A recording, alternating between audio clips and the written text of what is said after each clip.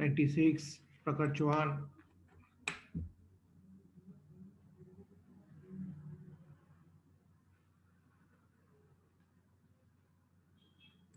Priya Verma, 103, 123.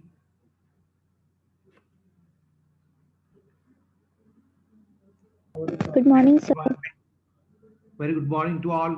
97, 125.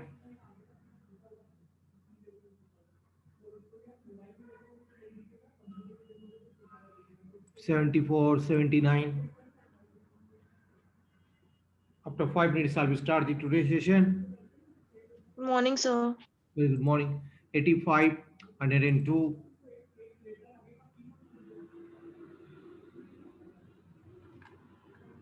130, 120,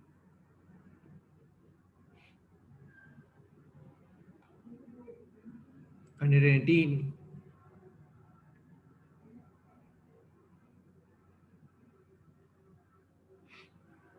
Good morning, sir. very good morning. Good morning, sir. Good morning to all.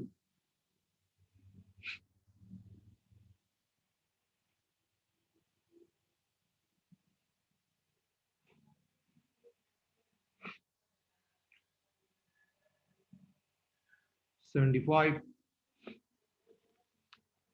69,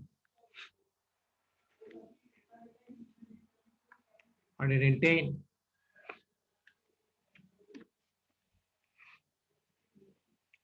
80,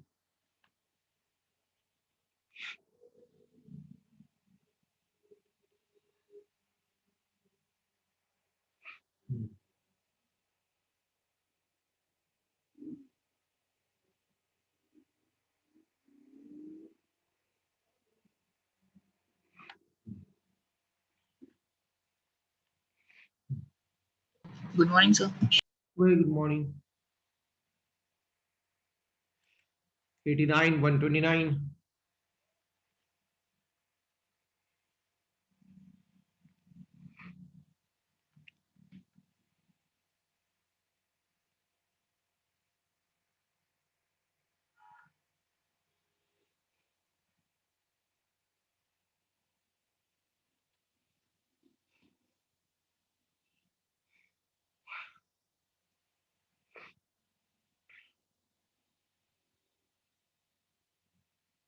very late. Let's student joining.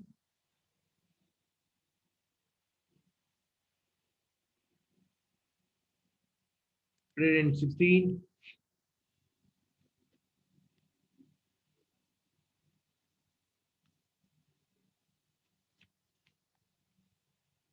106, 127,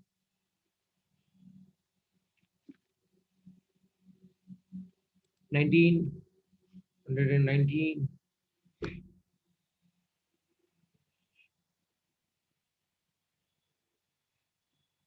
After 4 minutes, I will start the today's session. 76, 71. Good morning, sir. Very good morning. 76, 71.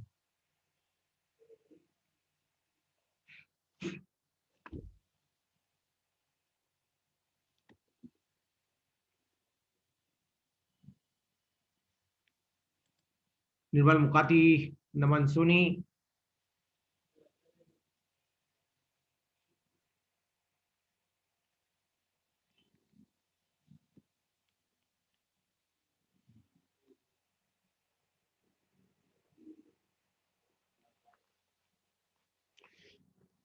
'73, '72, '70, 132, 111,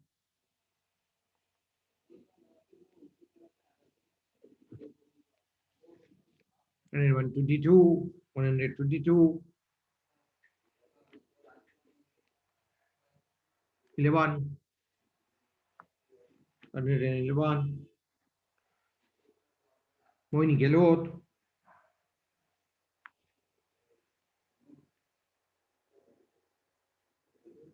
'67.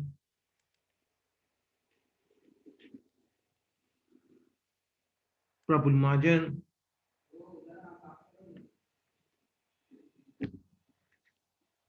Priyanka Gelot.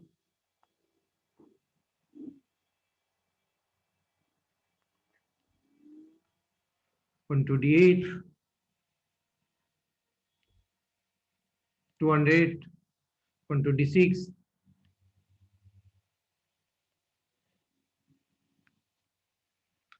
Good morning, sir. Good morning. 82. 98. Morning, sir. 98. Very good morning to all. 81. 107.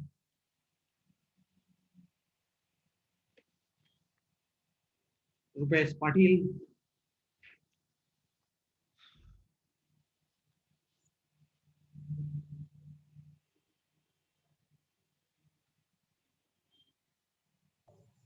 Good morning, sir. Very good morning. Mulidhar Prajapat. 92.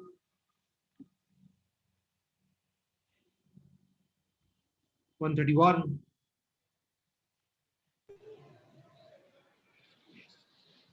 Okay.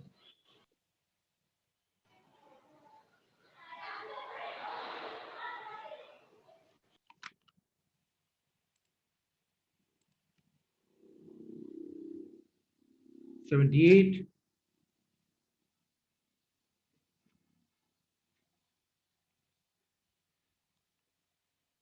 Okay, now I'm going to start today's session. I am continuing the previous session. 131 and 77.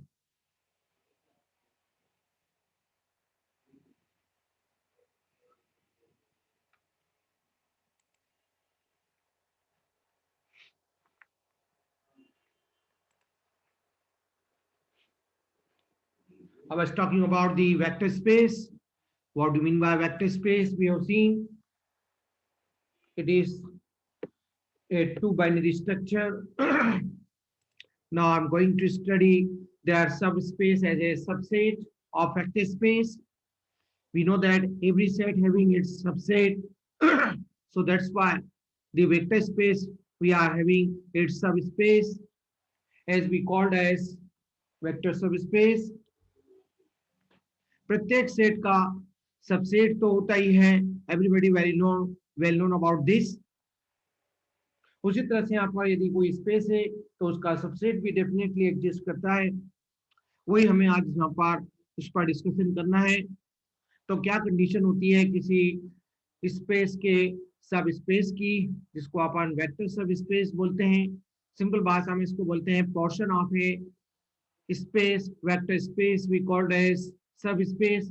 जैसे आप लोग कोई set है और उसका एक portion है, उसको अपन सबसेट बोलते हैं जब वो स्वयं में एक सेट होता है. सेट की डेफिनेशन क्या होती है? A well defined collection of object को हम लोग सेट बोलते हैं. ठीक उसी तरह से यहाँ पर भी हम लोग जब आपसे वेक्टर सबस्पेस की बात करेंगे तो उसमें भी ये चीज लागू होगी. Let W be a non-empty subset of a vector space V. If W is a vector space with the operation of addition and scalar multiplication as defined in V, then W is a subspace of V.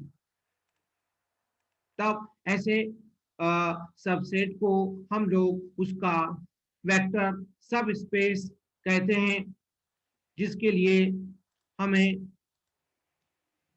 15 and 68.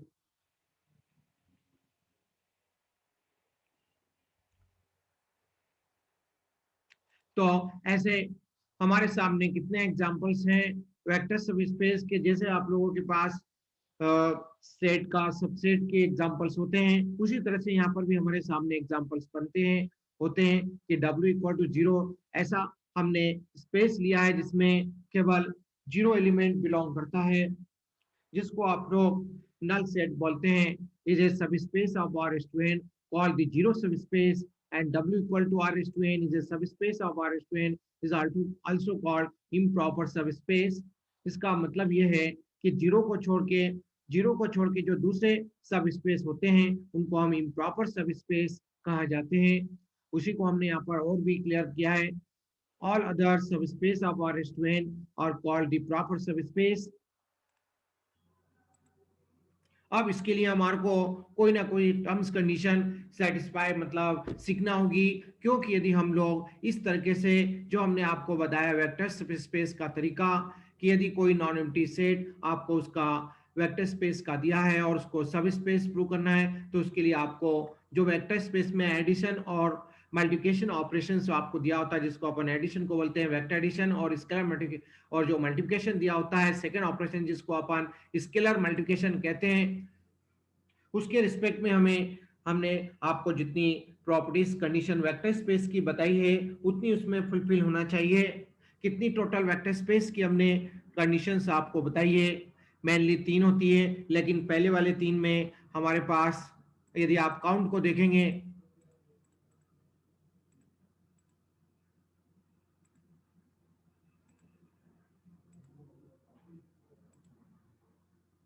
पहले वाले में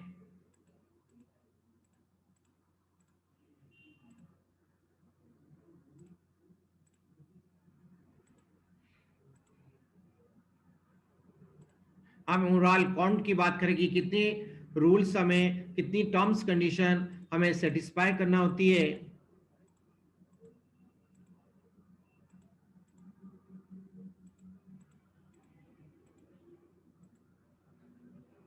ये पहली condition है जिसमें 5 condition होती है, तो आपने को काउंट जो करना है वो 5 करना है, ठीक है।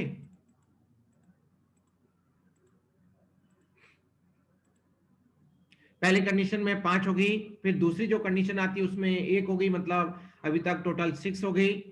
और उसके बाद जो तीसरी कंडीशन है उसमें हमारे पास 4 कंडीशन होती है, तो 6 और 4 10, ये 4 कंडीशन, तो टोटल 10 पॉइंट्स होते हैं। 10 पॉइंट्स कंडीशन होती है वेक्टर स्पेस को वेरीफाई करने के लिए। तो यदि हमारे पास और कोई नया आइडिया नहीं है, तो यदि हमारे पास कोई एक सबसेट दिया हुआ है किसी स्पेस का, वेक्टर स्पेस का, और उसको यदि हमें सब स्पेस प्रूव करना है, तो हमें जो वेक्टर स्पेस की जितनी 10 पॉइंट होते हैं, 10 कंडीशन होती है, वो हमें 1 बाय 1 करके वेरीफाई करना होती है। तो ये जॉब इतना इजी नहीं है, बहुत टीडियस है, इसलिए टाइम को बचाने के लिए हमें कोई ना कोई कंडीशन यहाँ पर सीखना होगी जिससे कि हमारा टाइम बच जाए। तो वही मैं आपको बता रहा हूँ, फिर इसको एग्जांपल से भी आपको एक्सप्लेन करूंगा।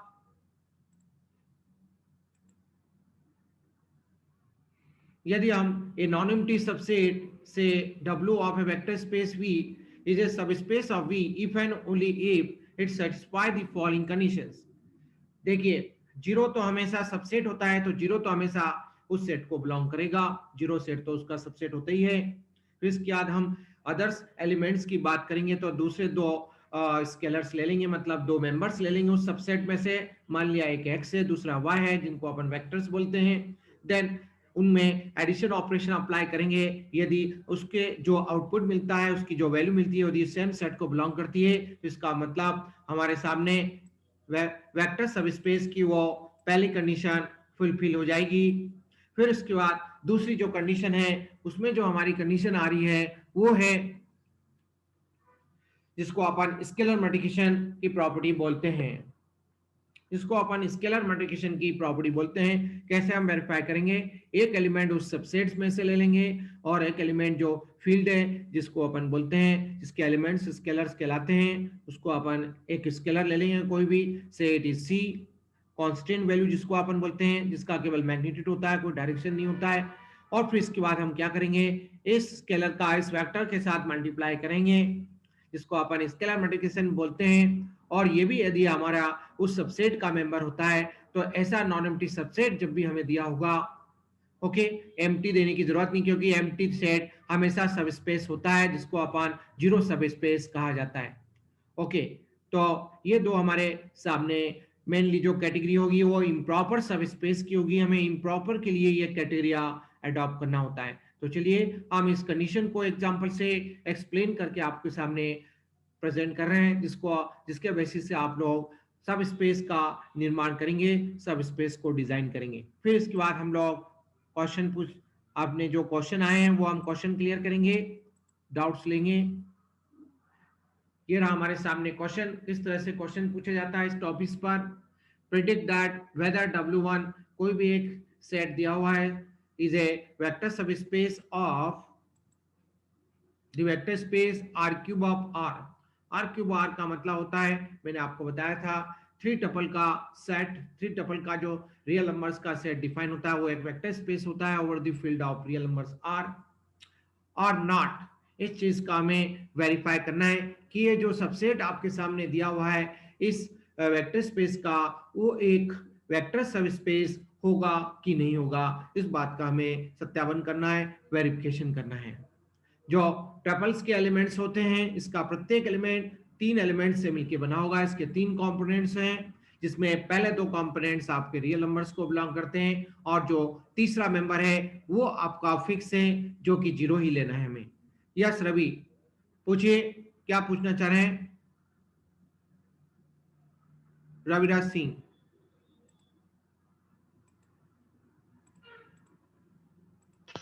बोलिए, कहिए। समझ में नहीं आ रहा सर। हाँ सर। ऐसा समझ में नहीं आ रहा है। समझने की कोशिश करिए बेटा, ये नई चीज है और जो मैंने आपको बताया है, देखो आपके दिमाग में एक बात बताओ, मेरे को सिंपली एक बात बताओ, इस चीज को सर वेक्टर सर सबसेट क्या होता है ये बताओ मेरे को, किसी सेट का सबसेट क्या होता है? सर उसके एलिमेंट्स, हाँ जी, सर उसके एलिमेंट्स, क्या उसके एलिमेंट, वेल डिफाइंड कंडीशन क्या होती है, किसी सेट का सबसेट क्या होता है? हम 11th क्लास से आप लोग पढ़ते आ रहे हैं, कैसे डिफाइन करते हैं सर विथ करली bracket. If any Sir, element those of a no- set are present होता है? देखो एक सिंपल भाषा में इसका मतलब है, sir, a element in the present in the set which is common to each other, sir. Sir common हो दोनों के अंदर सर। नहीं, देखो ऐसे डेफिनेशन, ऐसे कंसेप्ट नहीं जनरेट होते बेटा। इस तरह से बात करने से उसकी वेल डिफाइंड कंडीशन जो है वो वेल डिफाइंड नहीं होती है। इस तरह से कमेंटमेंट, हमें यदि कोई डेफिनेशन कंसेप्ट पूछ रहा है तो उसको हम इस तरह से आंसर नहीं दे सकते। ओके, ये एक सिंपल भाषा हुई, बहुत सिंपल भाषा, लेकिन उसको हमें टेक्निकल भाषा में उसको कैसे बोलेंगे, उसको कैसे डिफाइन करते हैं। जैसे मैं आपको बोलूं कि सेट क्या होता है, क्या हर चीज एक सेट होती है? क्या सब कुछ, सारे कलेक्शन सेट होते हैं? जरा इस बात का जरा विचार करें, सारे सेट सेट होते हैं क्या, ये बताओ मेरे को। सारे सेट सेट होते हैं, ये बताओ मेरे को। No sir. कौन से सेट, कौन से कलेक्शन सेट होते हैं जो वेल डिफाइंड होते हैं? वेल डिफाइंड का मतलब है जो उस सेट के, जो हमने टर्म्स कंडीशन जिस फैमिली की हम लेना चाह रहे हैं, तो उसमें उसी से रिलेटेड उसकी सारी प्रॉपर्टी उसमें आती है।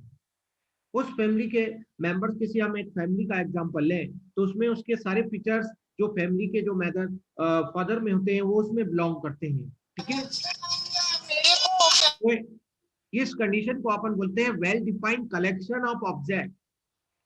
प्रत्येक एलिमेंट, प्रत्येक मेंबर वेल डिफाइन होता है। अब आपने जैसे सपोज करा, आपने कोई एक ऐसा कलेक्शन लिया, जैसे मैं आप बोल रहा हूं आपके सामने 1 2 3 4 5 6, अब ये सेट है, लेकिन मैं यदि इसमें बोलूं आपसे क्यों एक सेट है, क्यों एक सेट है? क्योंकि इसमें सारे एलिमेंट्स नेचुरल नंबर्स को बिलोंग करते हैं। 1 2 3 4 5 6 8 अप टू इंफिनिटी, ये सेट ऑफ नेचुरल नंबर्स है। क्यों है? क्योंकि इसमें सारे मेंबर जो है नेचुरल नंबर्स है। यदि मैं इस सेट में आपके सामने में इस कलेक्शन में यदि ऐसा कर दूं 1 5/2 3/2 10 6 7 8 9 10, तो it is not a single one set. ये जो है नेचुरल नंबर का सेट नहीं होगा, it is a combination of, it is a mixture of real numbers, rational numbers and irrational numbers. तो कहने का मतलब ये है, हम वही बात यहाँ पर कहना चाह रहे हैं कि अभी यदि आपके पास वेक्टर स्पेस है, वेक्टर स्पेस के जो कंसेप्ट हमने समझ लिया, अब वेक्टर स्पेस का हमें एक पोर्शन डिफाइन करना है। तो सिंपल भाषा में सबसेट को अपन उसका एक पोर्शन बोलते हैं, सेट का एक पोर्शन जो होता है उसको अपन उसका सबसेट बोलते हैं। मतलब यदि कोई पार्ट है उस सेट का, तो उसमें सेट की जो डेफिनेशन होती है वो कंडीशन उसमें टर्म्स कंडीशन डेफिनेटली अप्लाई होती है, उससे हटके कुछ हो नहीं सकता।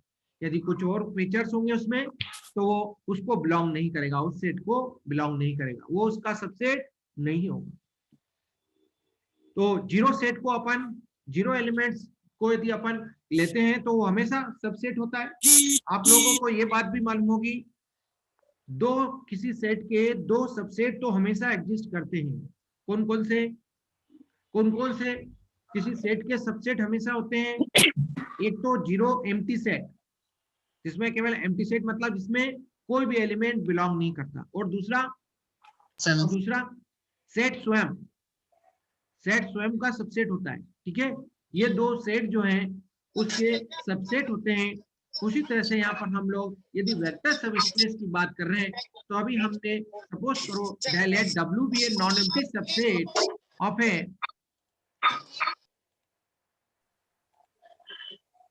यदि हमने W कोई non empty subset of a vector space V लिया है और इसको हम लोग सब स्पेस कहने जा रहे हैं, if W is a vector space with respect to the operation of addition and multiplication as defined in V।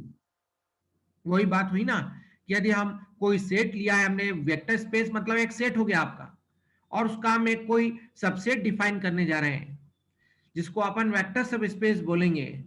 वो कब होगा उसका वेक्टर सब स्पेस? यदि उसमें उसके वो सारी कंडीशंस को वहां पर वेरीफाई करे, सेटिस्फाई करे। तो बोले सर क्योंकि ये डाया सेट ये जो आपने सेट बनाया है ये वी को ही लेके बनाया है, तो इसमें तो ये प्रॉपर्टी, उसमें तो ये कंडीशन ऑटोमेटिकली ही होगी, तो फिर लिखने की क्या जरूरत है। लेकिन क्या है, कुछ ऐसे सेट्स इसके बियॉन्ड दिए जाते हैं जिसमें ये चीज होती नहीं है, तो इसलिए हमें इसका जनरल प्रोसीजर मालूम होना चाहिए कि किसी वेक्टर स्पेस के सब स्पेस होने की क्या कंडीशन फुलफिल होती है, क्या होना चाहिए। तो उसी के लिए मैं आपको ये टॉपिक्स ले रहा हूँ और ये बता रहा हूँ। ये वेक्टर स्पेस होगा यदि उसमें वेल डिफाइन होगा, मतलब W वेल डिफाइन है, इसका मतलब जो V में फीचर्स होते हैं, V के जितने फीचर्स हैं वो W में भी बिलोंग करना चाहिए, V के सारे कैरेक्टरिस्टिक W में भी मौजूद रहना चाहिए। अब यदि हम इस तरीके से यदि वेक्टर सबस्पेस का निर्माण करेंगे तो हमें काफी टाइम लगता है। क्यों? क्योंकि हमारे को वेक्टर स्पेस के लिए कितनी प्रॉपर्टीज वेरीफाई करना होगी, कितनी टर्म्स कंडीशन वेरीफाई करना होगी? 10 पॉइंट्स वेरीफाई करने होते हैं। तो इसलिए हमारे पास एग्जाम में इतना टाइम नहीं होता कि ये 10 पॉइंट्स को वेरीफाई करें, इसलिए हमने इन 10 पॉइंट्स को लेके हमने दो कंडीशन के रूप में उन 10 पॉइंट्स को एक्सप्रेस किया है। यदि आप कोई भी नॉन एम्प्टी सेट आपको किसी वेक्टर स्पेस का दिया है और उसका आपको वेक्टर सबस्पेस का निर्माण करना है, कंडीशन फॉर ए सबस्पेस जिसको कह रहा हूं मैं, उसके लिए आप लोग ये दो बातें देखेंगे। ए मतलब ये जीरो एलिमेंट्स जो है W में is an element of W। W मतलब जो भी नॉन एम्प्टी सबसेट दिया है तो उसका जीरो जो है मेंबर होता है, ठीक है। और फिर इसके बाद दो नॉन जीरो वेक्टर्स की हम लोग बात कर रहे हैं, उनमें से एक x है दूसरा y है, दो वेक्टर्स कोई भी ले लिए हमने और उसमें हमने एडिशन ऑपरेशन परफॉर्म किया है। यदि इन दोनों का प्लस करने पे भी इसी सेट का एलिमेंट मिलता है, मतलब W को बिलोंग करता है, W की डेफिनेशन आपको दी रहती है। और इसके बाद फिर जो दूसरी कंडीशन है जिसको अपन ने B से डिनोट किया है, एक स्केलर लेना है और एक वेक्टर लेना है। तो यदि इन दोनों का प्रोडक्ट करने पर इनके बीच में जो दूसरा ऑपरेशन जो वेक्टर स्पेस में आपको दिया होता है जिसको स्केलर मल्टीप्लिकेशन बोलते हैं, उसके साथ यदि हमें इंटरटेन करेंगे और इससे भी हमें जो आउटपुट मिलता है, एलिमेंट मिलना मतलब आउटपुट, इसको कंप्यूटर की भाषा में बोलते हैं, आउटपुट भी सेम सेट को बिलोंग करना चाहिए, सेम सबसेट को बिलोंग करना चाहिए। x प्लस वाई करने पर जो वैल्यू मिलती है, मतलब जो आउटपुट मिलता है, वो भी W को बिलोंग करना चाहिए। यदि कोई नॉन एम्प्टी सबसेट यदि वेक्टर स्पेस का दिया हुआ है, उसको हमें वेक्टर सबस्पेस प्रूव करना है, बताना है, एक्सप्लेन करना है, तो उसके लिए हमें ये दो कंडीशन फुलफिल करना होती है। तो इसीलिए मैं आपको ये बात एग्जांपल से नेक्स्ट स्लाइड में एक्सप्लेन कर रहा हूं। इस तरह से क्वेश्चन पूछा जाता है। तो सबसे पहले आपकी ये ड्यूटी बनेगी कि आप क्या कीजिए, ये जो भी सेट दिया हुआ है जो आप देख रहे हैं इसमें, ये ऑब्वियसली इसका सबसेट है, कि इसका सबसेट है और नॉन एम्प्टी इसलिए है क्योंकि इसमें सारे एलिमेंट्स आपके इसमें क्या है कि जीरो वेक्टर तो मौजूद होएगा ही सही, ठीक है। तो इस तरह से इसमें आपके सामने आर क्यूब ऑफ आर का मेंबर है। तो हमें क्या करना होता है, वी हैव, पहले वो लिख लेते हैं जो भी सबसेट आपको दिया हुआ है वेक्टर स्पेस का। Now to identify the condition of vector space, कोई भी दो एलिमेंट्स, कोई भी दो मेंबर्स इस सबसेट में से ले लीजिए। दो एलिमेंट लेना मतलब पहली प्रॉपर्टी के लिए हमें दो एलिमेंट लेना होगी, तो एक को मैंने अल्फा कह दिया, दूसरे को बीटा से डिनोट कर दिया।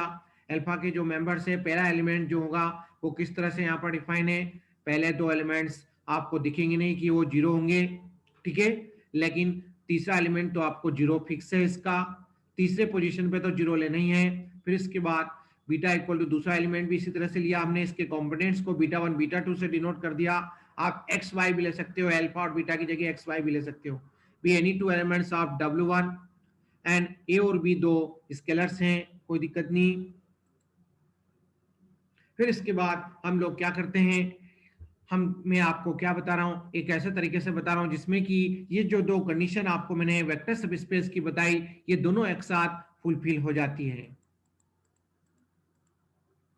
ये जो मैंने आपको पिछले स्लाइड में वेक्टर सबस्पेस की जो दो कंडीशन बताई है, जिसमें एक है वेक्टर एडिशन और इसको स्केलर मल्टीप्लिकेशन, हम अलग अलग भी वेरीफाई कर सकते हैं, हमें एक साथ भी वेरीफाई कर सकते हैं। तो जब आप अलग अलग एक साथ वेरीफाई करोगे तो ध्यान रखना उस सबसेट में से दो एलिमेंट्स लेना और दो स्केलर्स उस फील्ड में से ले लेना, ठीक है। जो वेक्टर स्पेस आपको देगा उसकी फील्ड डेफिनेटली डिफाइन करेगा, ब्रैकेट में फील्ड डिफाइन होता है। और फिर इसके बाद हम इसका लीनियर कॉम्बिनेशन लेते हैं, ए अल्फा प्लस बी बीटा की वैल्यू निकालते हैं। सो ए इंटू अल्फा, अल्फा मतलब पहला मेंबर्स, बीटा मतलब दूसरा मेंबर्स। फिर इसके बाद अब इसको सिंप्लीफाई करते हैं। तो आपने देखा होगा वेक्टर स्पेस में हमने इस तरह की चीजें सिंप्लीफाई की है, जिसको अपन क्या बोलते हैं, ए क्या है, स्केलर है, और ये पूरा क्या है, एक वेक्टर है। किसी वेक्टर में स्केलर से मल्टीप्लाई कैसे करते हैं, इसी तरह से जैसे पहले में करेंगे पहली टर्म में, उसी तरह से दूसरी टर्म में भी करेंगे। बहुत शॉर्ट आंसर प्रॉब्लम होते हैं। सो ए का इसमें मल्टीप्लाई किया है into alpha 1 comma a into alpha 2, a into 0 0 होता है। So b into beta 1, b into beta 2, b into 0 is 0। तो इसलिए हमने यहाँ पर आपके सामने ये प्रॉपर्टी भी लिख के आपको भी बताना होगी, since bye scalar multiplication property. फिर इसके बाद हम क्या करेंगे, ये दो वेक्टर्स आपके पास इस तरह से मिल गए, इनका हमें सम भी करना होगा, इनको प्लस करेंगे तो वेक्टर, दो वेक्टर का सम कैसे किया जाता है, करस्पॉन्डिंग एलिमेंट का समेशन। ये मैंने आपको इस चैप्टर के शुरुआत में ही बताया था, और वेक्टर स्पेस की जब डेफिनेशन बताई थी पिछली क्लास में, उसमें भी बताया था कि कैसे हम दो टपल्स को, ट्रिपलेट है यहाँ पर क्योंकि तीन तीन मेंबर्स हैं, ट्रिपलेट बोलते हैं इसको, ठीक है, या कॉमन शब्द यूज करना है तो इसको एन टपल्स बोलते हैं। तो इसमें पहले पोजीशन के एलिमेंट का समेशन, दूसरे के पोजीशन के एलिमेंट का समेशन, और तीसरे मेंबर्स का समेशन, जैसे कि अपन दो मैट्रिक्स को जोड़ते हैं उसी तरह से ये रूल यहाँ पर लगता है। तो आपने देखा a into alpha 1 plus b of beta 1, इसका पहला मेंबर ए अल्फा 1 है, इसका पहला मेंबर दूसरे वेक्टर का बी बीटा 1 है, इनको प्लस करिए, और दूसरा मेंबर है ए अल्फा 2 है, इसका दूसरा मेंबर है बी बीटा 2 है, इसका तीसरा मेंबर 0 है, इसका तीसरा मेंबर 0 है, 0 प्लस 0 0 होता है। तो इस तरह से आप देख रहे हैं कि पहले दो एलिमेंट्स आपके नॉन जीरो दिख रहे हैं इसमें, और तीसरा एलिमेंट तो 0 दिख रहा है, इसका मतलब हमारे इस कैटेगरी को बिलोंग करता है।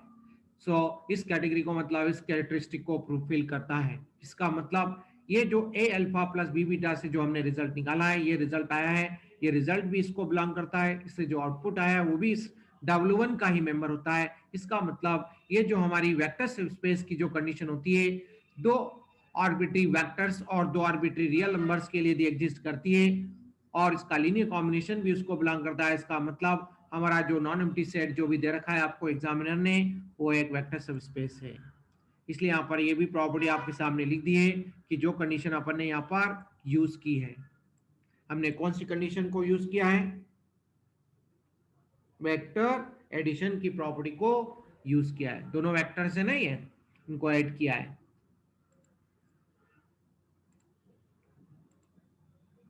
Hence W1 is a vector subspace of vector space R cube of R।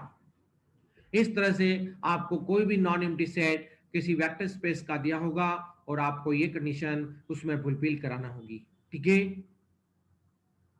यदि आपको वेक्टर स्पेस में ऑपरेशन नहीं दिया है तो जो अपने स्टैंडर्ड ऑपरेशन होते हैं एडिशन और मल्टीप्लिकेशन, वही आपको यहाँ पर लेना है, मतलब वेक्टर एडिशन और स्केलर मल्टीप्लिकेशन जिसको हम कहते हैं। आप बोलिए मुकेश।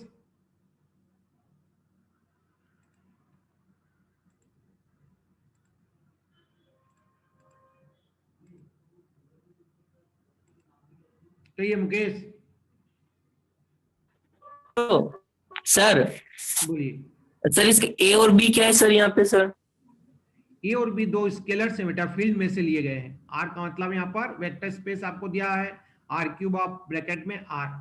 वेक्टर स्पेस को डिनोट करने का ये सिंबल मैंने बताया था आपको, R cube of R. R cube का मतलब क्या होता है? 3 टपल्स का वेक्टर स्पेस, ठीक है, ओवर द फील्ड आर। तो जब भी अपने को वेक्टर सब स्पेस की कंडीशन फुलफिल करना हो, वेरीफाई करना हो कि कोई भी नॉन एम्प्टी सेट इस तरह से आपको देगा उस वेक्टर स्पेस का, तो आपको क्या करना होता है, उस सबसेट के कोई भी 2 एलिमेंट लेंगे। एलिमेंट्स एज ए वेक्टर्स का काम करते हैं, ठीक है, उनको एज ए वेक्टर्स बोलते हैं। और ए और बी 2 स्केलर्स लेते हैं। अब चूंकि यहाँ पर आपको फील्ड रियल नंबर्स की दी है तो ए और बी रियल फॉर्म में है। यदि कॉम्प्लेक्स नंबर दिया होता है, यहाँ पर लिखा होता आर क्यूब ऑफ सी या जेड, इसका मतलब आपको ए और B as a complex numbers के फॉर्म में लेना होते हैं। ओके, तो ये आपको वेल डिफाइन करेगा ही। ये क्वेश्चन आपका मैट्रिक्स अलजेब्रा को भी बिलोंग कर सकता है, ये रियल नंबर्स को भी बिलोंग कर सकता है, ये किसी भी फील्ड का हो सकता है, लेकिन उसमें ये मैकेनिज्म आपका, ये जो जनरल प्रोसीजर है वो चेंज नहीं होगा, टूल्स आपका कॉमन रहेगा। यदि कॉम्प्लेक्स नंबर है तो ये और भी कॉम्प्लेक्स के फॉर्म में होंगे, यदि रियल नंबर है तो रियल फॉर्म्स में होंगे। और बोलिए, और किसी को कोई डाउट? अब हम अगली बात और सीखने जा रहे हैं जिसका नाम है linear combination of vectors. Linear combination of vectors. देखिए, लीनियर कॉम्बिनेशन ऑफ वेक्टर्स, ये शब्द कहीं सुनने को मिला है किसी को? Linear combination of vectors. देखो, वेक्टर्स का आपने लीनियर कॉम्बिनेशन प्योरली किया हुआ है, कोई दिक्कत नहीं। इन जनरल में लीनियर कॉम्बिनेशन से क्या मतलब है, क्या तात्पर्य होता है, इस बात को हम आज सीखेंगे, समझेंगे।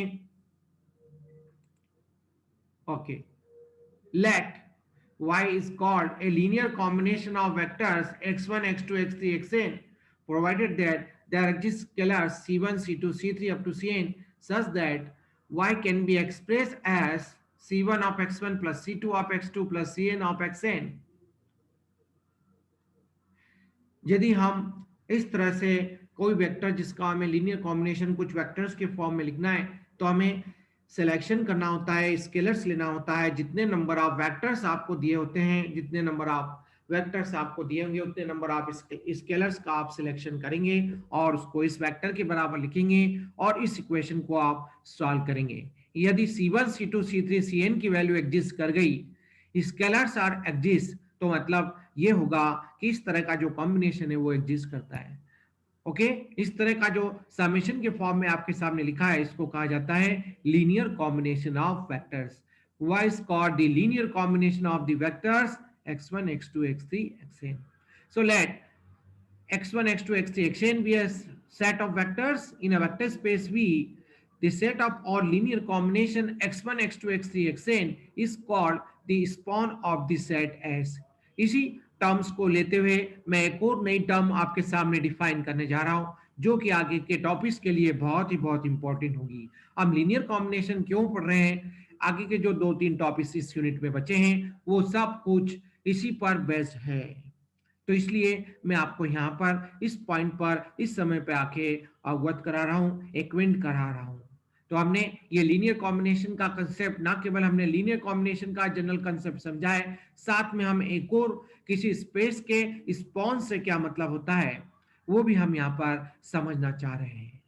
तो अभी एक बार फिर से लीनियर कॉम्बिनेशन ऑफ वेक्टर्स को समझेंगे, जिसका बहुत एक कॉमन जनरल प्रोसीजर ये होता है कि जो भी आपको एक वेक्टर दिया है जिसको आप कुछ वेक्टर्स के लीनियर कॉम्बिनेशन में लिखना चाहते हैं, तो आपको क्या करना होगा, जितने नंबर ऑफ वेक्टर्स आपको इसके कंपोनेंट्स दिए हुए हैं, जितने नंबर ऑफ वेक्टर्स में आपको लीनियर कॉम्बिनेशन में लिखना है, उतने आप नंबर ऑफ स्केलर सिलेक्ट कर लीजिएगा और इस तरह से उसका एक्सप्रेशन अलजेब्रिकली लिखेंगे।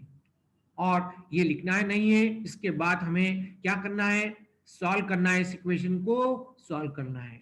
इस इक्वेशन को बेटे हम सॉल्व करेंगे तो आपको याद आ रहा होगा, सबसे पहले ये स्केलर है, इस वेक्टर से मल्टीप्लाई होगा तो स्केलर मल्टीप्लिकेशन की प्रॉपर्टी लगेगी, यहाँ पर भी स्केलर मल्टीप्लिकेशन की प्रॉपर्टी लगेगी। हर टर्म में स्केलर मल्टीप्लिकेशन की प्रॉपर्टी लगने के साथ साथ फिर लास्ट में अपन क्या करेंगे, इन सबको जोड़ देंगे। प्लस करने का मतलब वेक्टर एडिशन की भी प्रॉपर्टी अप्लाई होगी, क्योंकि हम ये सब कुछ, ये सारा डिस्कशन हम वेक्टर स्पेस के एरिया में ही कर रहे हैं, इसलिए ये सब यहाँ पर वेक्टर एडिशन और स्केलर मल्टीप्लिकेशन तो यूज होना ही है।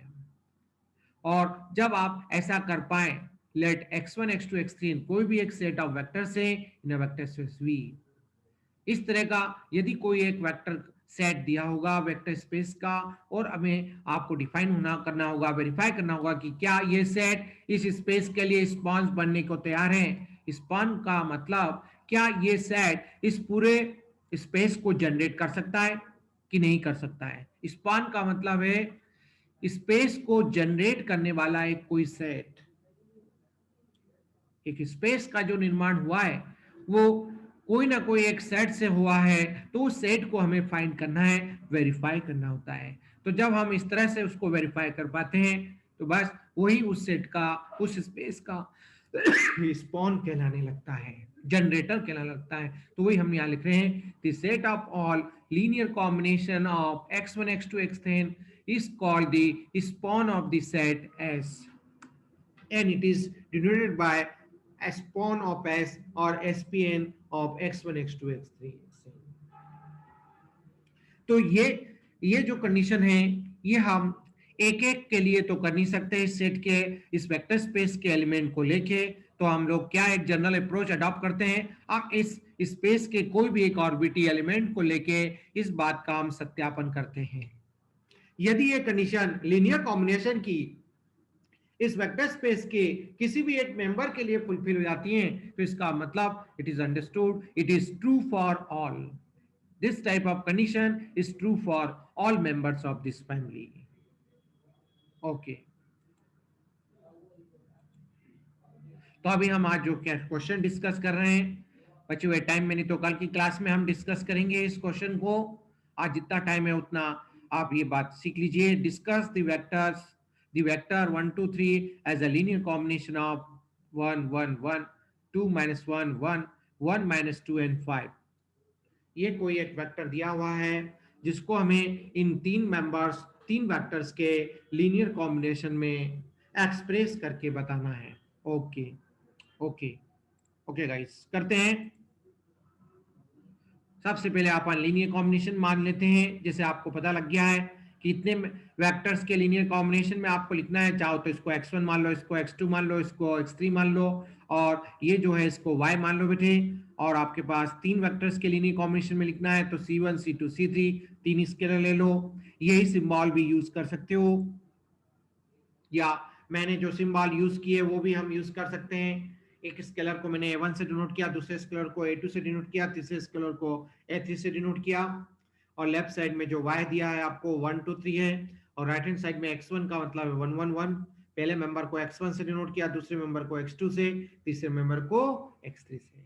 अब हमें क्या करना है, इस इक्वेशन को सॉल्व करके, और सॉल्व करना है मतलब क्या करना है आप खुद समझ गए होंगे। ये इक्वेशन सॉल्व करना है, इसका मतलब हमारा ऑब्जेक्टिव a1 a2 a3 की वैल्यू निकालना है। यदि हम a1 a2 a3 की वैल्यू एग्जिस्ट कर गई, यदि a1 a2 a3 की वैल्यू एग्जिस्ट कर गई, इसका मतलब ये लीनियर कॉम्बिनेशन वैलिड है, करेक्ट है। यदि a1 a2 a3 की वैल्यू एग्जिस्ट नहीं करती है तो आप लिख दीजिएगा क्लियर कट हिसाब में, आप आंसर दे दीजिएगा कि sir this vector can not be expressed as a linear combination of these vectors. वही लिखा हुआ है, provided that there exist scalar c1 c2 c3 up to cn such that this will exist here. तो इसका जो existence है वो a1 a2 a3 की वैल्यू पर डिपेंड करता है। तो हम इस तरह से इनडायरेक्ट अप्रोच अडॉप्ट करते हैं in order to verify the condition of linear combination here. इसको समझने में किसी को कोई डाउट है तो डाउट पूछ सकता है इस पॉइंट को लेके। No, sir. No sir.